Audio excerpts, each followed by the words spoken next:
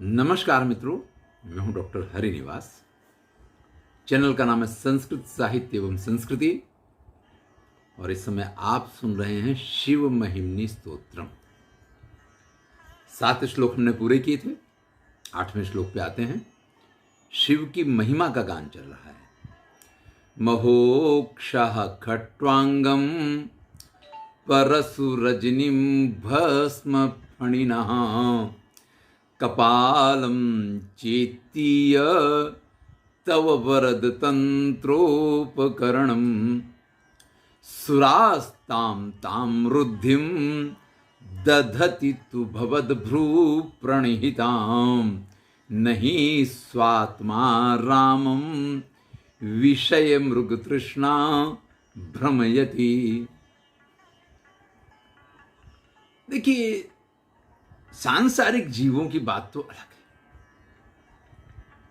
उनका तो क्या है, जो सांसारिक समृद्धियां हैं उनके अनुसार मेरे पास कितने बंगले हैं, मेरे पास कितनी गाड़ियां हैं, मेरे पास कितने नौकर चाकर हैं, मेरे पास ये है, मेरे पास वो है, इसी से व्यक्ति खुद को बड़ा बताने की कोशिश करता है। पर हे भोलेनाथ, आपके पास संपत्ति के रूप में क्या है? तो कहते हैं एक बैल, महोक्षः, एक बैल, खट्वांगम, खाट का पाया, परशु, फरसा, अजिनम, अजिन कहते हैं हाथी की खाल को, शरीर पे लगी हुई भस्म, और फणिना यानी सर्प।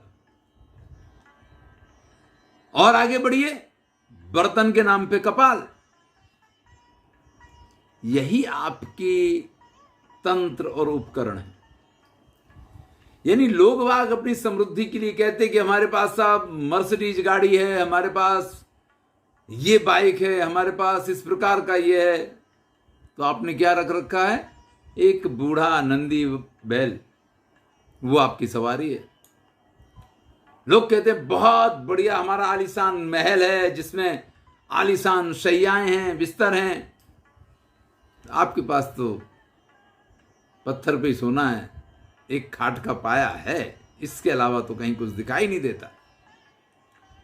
लोग अपनी शक्ति का प्रदर्शन करते हैं, हमारे पास इतने बॉडीगार्ड हैं, हमारे पास इतनी सत्ता है, हमारे पास इतना सब कुछ है। आप तो एक परशु लेकर के, वो भी परशुराम जी को दे दिया है, आप एक परशु लेकर के लोग अपने कपड़ों से स्टाइल मारते हैं, सूटेड बूटेड होके घूमेंगे। तब चलो सूट बूट नहीं थे, तो तब नीलांबर, पीतांबर, रेशमी, एक से एक सुंदर वस्त्र तब भी हुआ करते थे। लेकिन आप तो वस्त्र के नाम पे जो हाथी की खाल है उसको ओढ़ रखा। लोग शरीर पे क्रीम, पाउडर, चंदन, पता नहीं क्या क्या लगाते हैं, और आप लगाते हैं चिता की भस्म। लोग गले में फूलों की माला, सोने के हार, मोतियों की माला, पता नहीं क्या क्या धारण करते हैं। बाजूबंद बांधेंगे, हाथ में कंगन होंगे तरह तरह के। आपके आभूषणों के नाम पे सब जगह सर्पों ने अपना स्थान ले रखा है। नाग, गले में भी, माला की जगह पे भी नाग, हाथ में भी, भुजबंद में भी, जहां देखो वहां नाग, और बर्तन के नाम पे कपाल। भाई यही आपकी साधन सामग्री है। अब जिसके पास ये साधन सामग्री हो, किसी को क्या देगा? भैया अगर हमारे अपने ही पास कुछ नहीं है तो हम दूसरों को क्या देंगे? लेकिन आप तो इससे विरुद्ध हैं। सुरास ताम ताम वृद्धिम, देवताओं के पास जो भी समृद्धि है वो सब आपके एक भुएं के इशारे मात्र से उनको प्राप्त हुई है। आशुतोष तुम अवढर दानी, तुलसीदास जी लिखते हैं, भोलेनाथ तो हमारे अवढर दानी हैं। वो देने के समय विचार नहीं करते हैं, कि क्या दिया जाए क्या नहीं दिया जाए। तभी तो भस्मासुर जैसी समस्या खड़ी हो जाती है। मांग लिया वरदान की जिसके सिर पे हाथ धर दें वही भस्म हो जाए। उन्होंने कहा ठीक है भैया, ऐसे ही सही। फिर वो इन्हीं के पीछे पड़ गया। तो देखें तो आपके पास समृद्धि के नाम पे कुछ नहीं है, लेकिन आपकी कृपा अगर देवताओं पे हो गई तो देवताओं के पास ऐरावत हाथी, उच्चैःश्रवा घोड़ा, और जितनी दुनिया की समृद्धि है सब समृद्धि देवताओं के पास मानी जाती है, और वो सिर्फ और सिर्फ आपकी कृपा से उनको प्राप्त हुई है। और कृपा भी कितनी?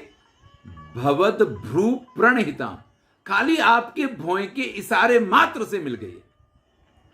ये भी नहीं कृपा करने के लिए किसी के ऊपर बड़ा हाथ से आशीर्वाद दिया, जा बच्चा तेरा कल्याण होगा, तेरा भला होगा, तेरे को जो चाहिए मिल जाए, कुछ नहीं।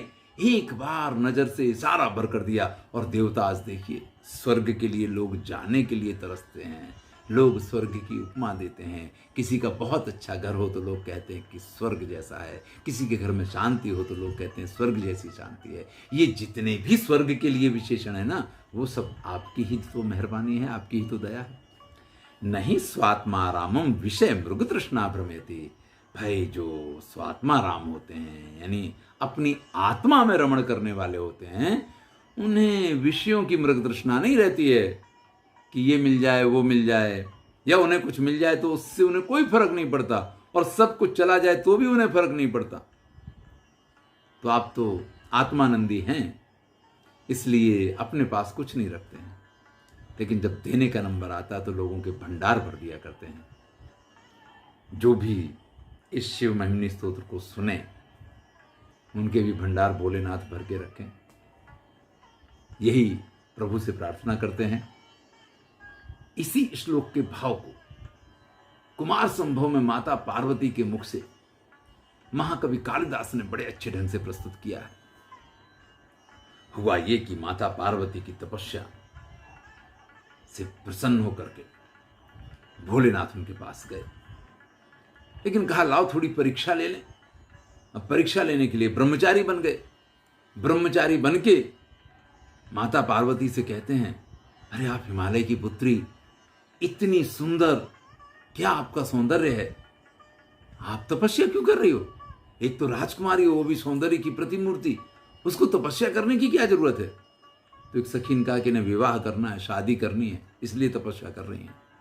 अरे आपको विवाह करना हो तो बोलो तो इंद्र को लाके खड़ा कर दूं, बोलो तो वरुण को लाके खड़ा कर दूं, बोलो तो विष्णु को लाके खड़ा कर दूं, जिसको बोलो। अरे आप एक इशारा भर करो, मैं उसको आपके। तो सखी ने कहा कि नहीं, इनमें से कोई नहीं चलेगा इन्हें। बोले कौन, किससे? बोले तो भोलेनाथ को प्रेम करते हैं। अरे शिव को पता है तुम्हें? अरे जब तुम उनके गले लगने जाओगी तो गर्दन में से सांप फुफकार करेंगे, हाथ पकड़ने जाओगी तो वहां सांप फुफकार करेंगे, और है मालूम काम क्या सौंपेंगे तुमको? जाओ किसी मरी हुई लाश का जो जल रही हो उसमें से भस्म लेके आ जाओ।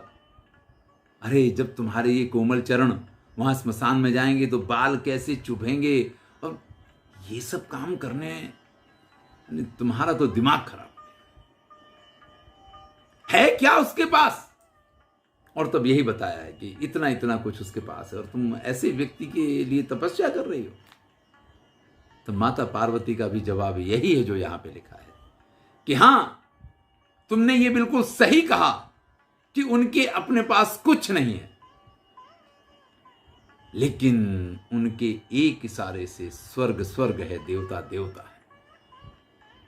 तो भैया श्रेष्ठ वो नहीं है कि जिसके पास क्या है, श्रेष्ठ वो होता है जो दूसरों को क्या दे सकता है।